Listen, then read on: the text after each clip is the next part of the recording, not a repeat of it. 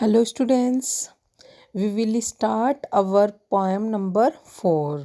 Okay students, आज हम poem आपकी 4 स्टार्ट कर रहे हैं जिसका नेम है ब्यूटी। 168 पेज नंबर पे ये पोएम है, आपकी बुक में दी हुई है एडवाइज़र में। तो पोएम नंबर 4 है जिसका नाम है ब्यूटी। तो देखिए, जो इसमें पॉइट है वो क्या बताते हैं कि वो सुंदरता के बारे में बताते हैं। ब्यूटी का मतलब क्या होता है स्टूडेंट्स? सुंदरता। यानी कवि हमें हर इंसान की सुंदरता के बारे में और प्रकृति की सुंदरता के बारे में इस कविता में बताते हैं। ओके, तो देखिए, इस पोएम को पढ़ने से पहले हम थोड़ा सा ही जान लेते हैं जो यहाँ पे लिखा हुआ है इस पोएम के बारे में। ओके, तो देखिए, हम पढ़ते हैं इसको। What is beauty? कवि कहता है कि सुंदरता क्या होती है। सुंदरता वो चीज़ होती है जो इंसान के नेचर में झलकती है, वो होती है सुंदरता। Try to describe what is beauty. What beauty is, कि सुंदर कैसा होता है, मतलब कि इस बात को आपको डिस्क्राइब भी करना है। और list some of the things of or person you think are beautiful. Now let us read a poem on beauty. Okay, हम जानते हैं, कवि कहते हैं कि सभी चीज़ों में, सभी व्यक्तियों में, और हम जानते हैं, जैसा कि आप महसूस करते हैं कि ब्यूटीफुल थिंग्स होते हैं, ब्यूटीफुल लोग भी होते हैं। ऐसी सारी बातें कवि ने हमें इस कविता में बताई हैं। Now let us read a poem on beauty. Okay, अब हम पढ़ेंगे ब्यूटी के ऊपर ये कविता। सबसे पहले देखिए फर्स्ट स्टेंजा। फर्स्ट स्टेंजे में क्या बताया है हमें कवि ने, तो पहली बात देखिए, ध्यान से सुनिए। Beauty is seen in the sunlight, the trees, the birds. Beauty सुंदरता है, दिखती है, इज सीन दिखती है, इन द सनलाइट यानी सूरज की रोशनी में, द ट्रीज पेड़ों में, एंड द बर्ड्स यानी पक्षियों में। ओके, तो अच्छे से समझ में आ गया होगा कि सुंदरता किस में दिखती है। सबसे पहले तो हम नेचर की बात कर रहे हैं, तो सनलाइट में, ट्रीज में, बर्ड्स में, सब में ही हमें दिखाई देती है।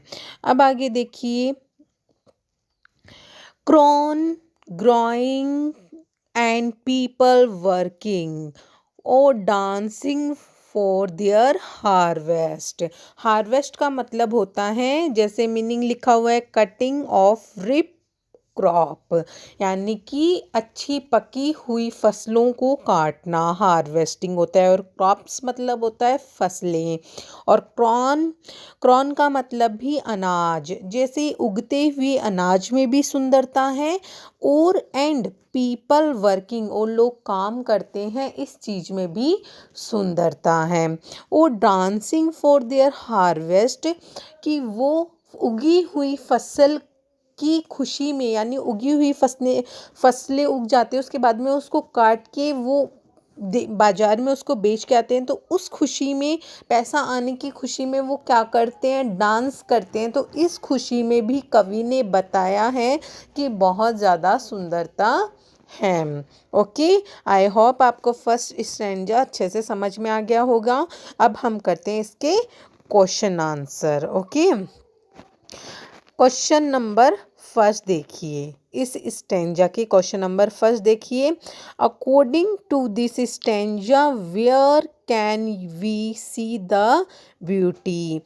स्टेंजा के अनुसार हम ब्यूटी कहाँ देख पाते हैं, तो देखिए, according to this stanza beauty can be seen in nature, beauty can be seen in nature and natural things. इन सब चीज़ों में, यानी कि नेचर में ब्यूटी और नेचुरल थिंग्स जो भी चीज़ें उनमें सब में ब्यूटी छिपी हुई है। अब क्वेश्चन नंबर देखिए second. What types of people are maintained in the stanza.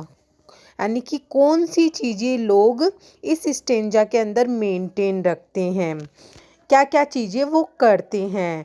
Hard working, answer देखिए, hard working and happy farmers are maintain in this stanza. इस स्टेंजे में किसको दिखाया गया है, जो लोग कड़ी मेहनत करते हैं और अच्छे फार्मरों के, हैप्पी फार्मर्स यानी कि खुशी से भरे हुए फार्मर्स के बारे में इस स्टेंजा में हमें बताया है।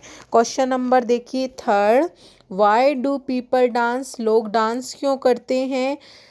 क्योंकि यहाँ पे फार्मर्स की बात हो रही है तो हम उनसे ही लेके चलेंगे। People dance when their crop are ready for harvesting, उनकी फसल अच्छी सी तैयार हो गई है, अनाज अच्छा सा तैयार हो गया, उस अनाज तैयार होने की खुशी में वो क्या करते हैं, डांस करते हैं। Question number 4, find the word from the stanza which means cutting of ripe crop, कि इसका मतलब बताना है इस स्टेंजा में कि पकी हुई फसल को काटना, है ना। रिप क्रॉप यानी क्या होता है, पकी हुई फसल को काटना। पकी हुई फसल को काटने से मतलब है हार्वेस्ट, यानी हार्वेस्ट का मतलब है पकी हुई फसलों को काटना। ओके, तो देख लीजिए